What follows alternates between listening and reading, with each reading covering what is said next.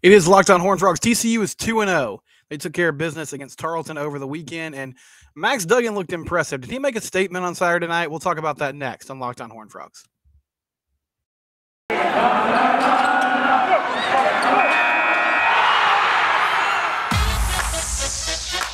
You are Locked On Horned Frogs, your daily podcast on the TCU Horned Frogs, part of the Locked On Podcast Network, your team every day.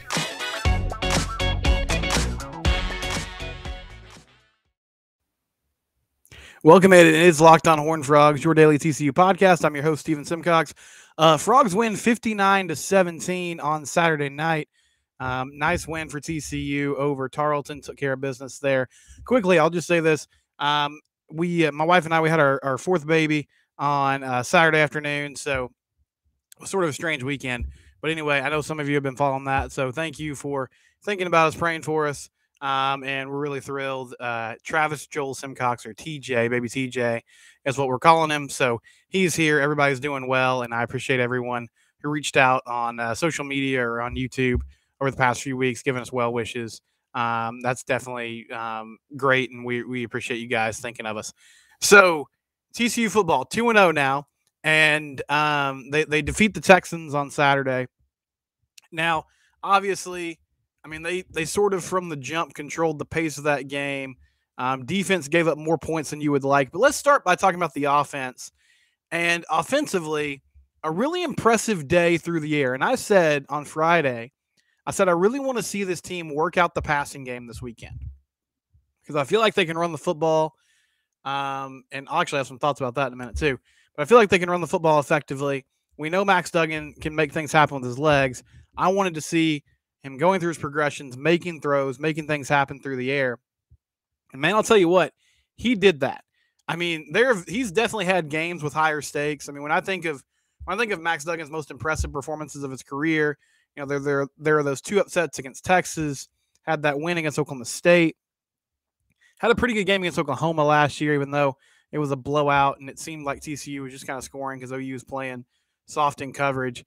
But from an efficiency standpoint, from just the eye test, making throws, he was fantastic. I thought it was the best game he's ever played. Stat line was great. 23-29, 390 yards, 5 passing touchdowns, 0 picks. And yes, it is Tarleton. But I will say this. I saw a guy who's improved. And all offseason, I said I thought Chandler Morris would end up being the guy. And I still think when Chandler's healthy, he'll be the starter. But Max has an opportunity now.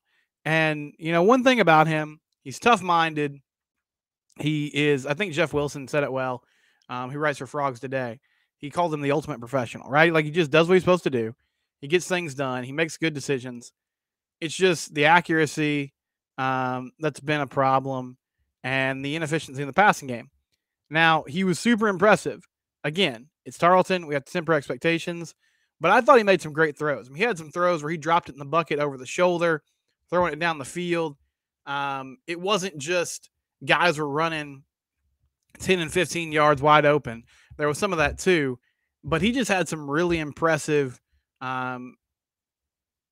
passes on Saturday. And you see, like, you've always seen the arm talent with Max. He has a strong arm.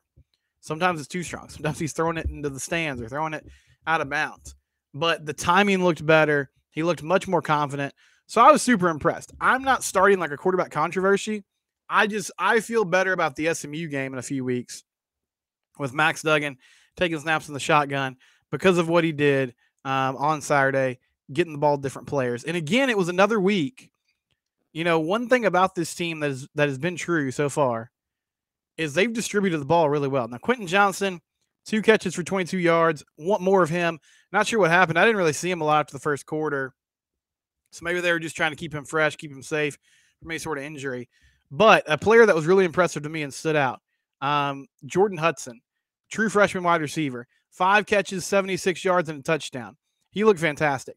And I don't expect him to be getting those kind of snap counts like during the rest of the season. But really great evaluation by the staff, a great get on the recruiting trail, keeping him in the fold. And, yeah, he stepped up and looked like an automatic kind of impact guy immediately. He had a huge catch against Colorado where he got hit and held on the football, and that was impressive. But then on Saturday, he put together a full game, and you saw the talent there. Blake Knoll had a couple catches. He had 3 for 60.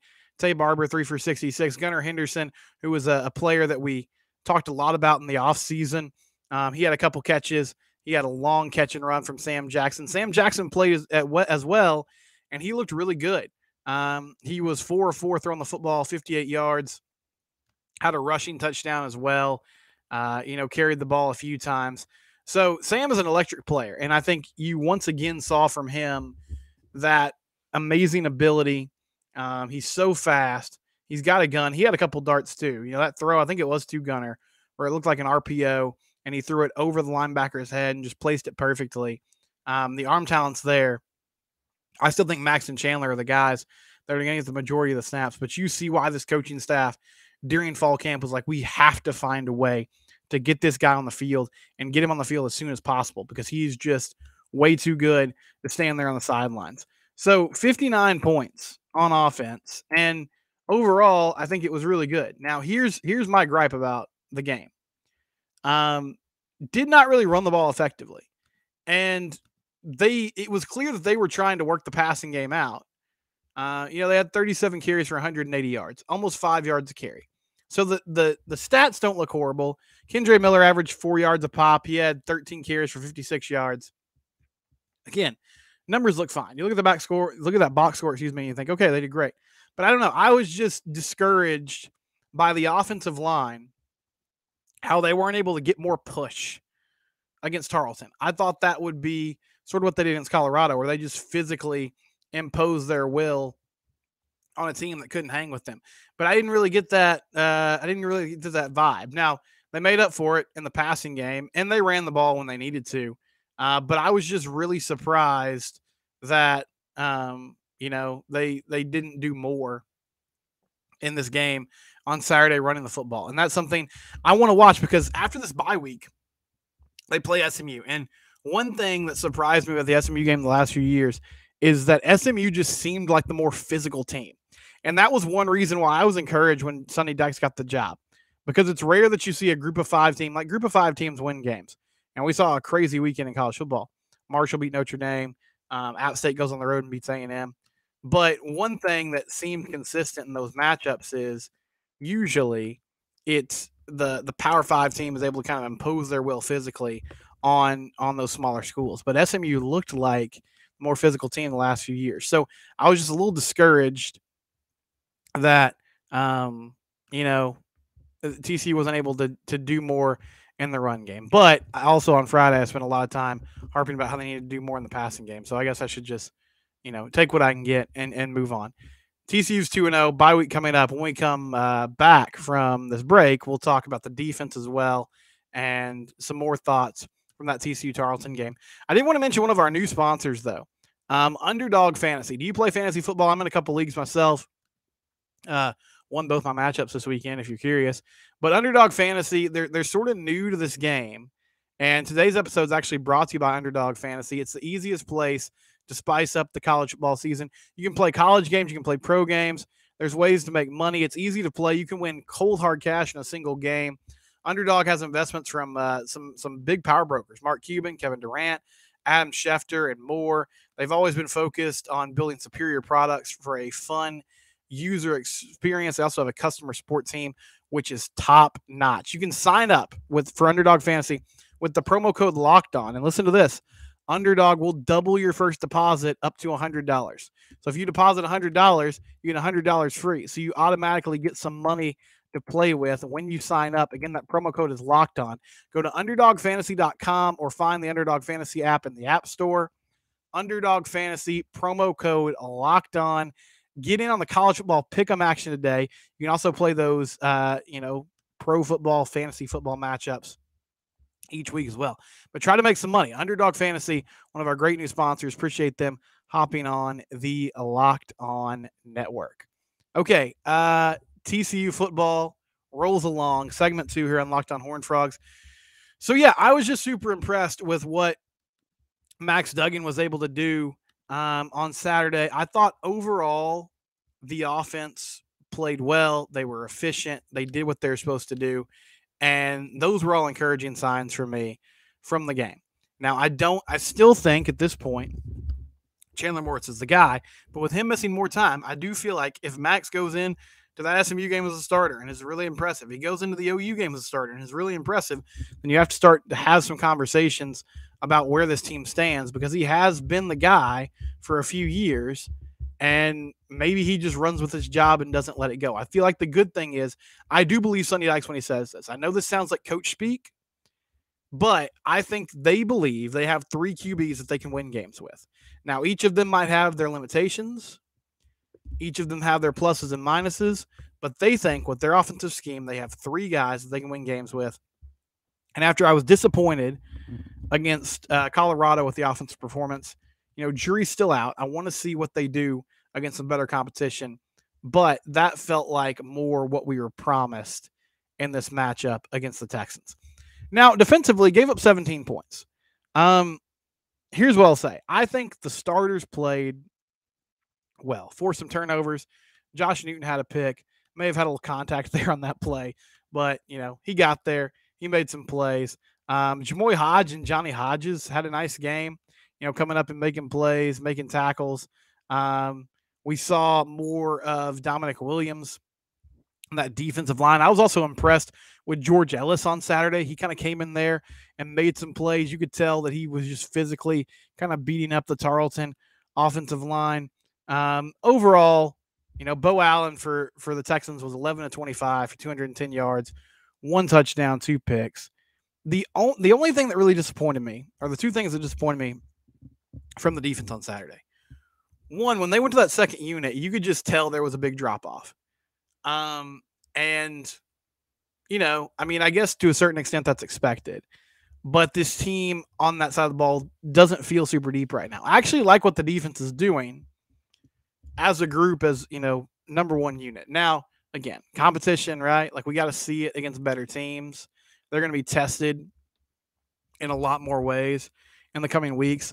But you saw, again, what you saw against Colorado, which was a team that's playing fast, a team that was getting after it, that was physical, that was able to run sideline to sideline. The pass rush was there a little more on Saturday, which is what you would expect, against an FCS team. But you still 0 sacks. They're not getting home enough. Cause some pressure, cause some bad throws. But that has to be more consistent. And I don't know who that's going to come from. I mean, is it Dylan Horton? Is it a guy like George Ellis? Is it Williams in the middle? It's hard for guys in the middle like that to get pressure right up the gut. But you have to find somebody who can reliably affect the game. Because if you start having to bring blitzes frequently to manufacture that pressure, then it puts your secondary in some trouble. And speaking of the secondary, maybe my expectations were just a little too high. I like this group a lot. I felt like Tarleton's receivers won some one-on-one matchups way too much. And some of it was good throws. I mean, Bo Allen had a great throw on their first touchdown of the game. It's basically that back shoulder to the pylon. He put it where only the receiver could get it.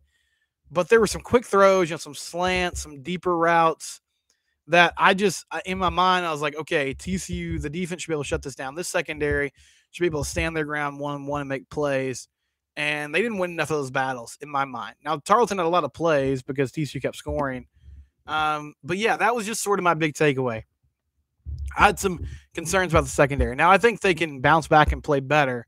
I just felt like they would be more dominant than they were in this matchup. And, 17 points. One of those was a garbage time touchdown. I get it. But that first drive late in the first half, and that was legitimate, like making plays on the TCU defense down the field. So hopefully they get some of that worked out. I really like what Joe Gillespie brings to this program overall. I think he has great energy. I think he's smart. And I feel like his team's playing well. I just thought they'd be a little more dominant than they were against Tarleton on Saturday evening. All right, before we go, I did want to talk about LinkedIn. LinkedIn Jobs, if you own a small business, that's the best place to go. You can create a free job post in minutes, reach your network beyond the world's largest professional network. 810 million people use LinkedIn Jobs. LinkedIn Jobs helps you find the candidates you want to talk to faster. Listen, everybody knows it. It's hard to find good people. Your workforce is the lifeblood of your business. Use LinkedIn Jobs to cast a wide net. They have great questions, kind of screening questions to weed out some candidates that might not be the best fit for that position. LinkedIn Jobs, post your job for free. LinkedIn.com/LockedInCollege. It's on the overlay there. Again, that's LinkedIn.com/LockedOnCollege to post your job for free. All right, we'll have plenty of coverage the rest of this week. I will try to get 5 episodes out this week. Might be hard with a newborn, but we'll do our best. That's why the timing might be wonky each and every day. But this is part of the Locked On Podcast Network. We're Locked On Horned Frogs, your team every day.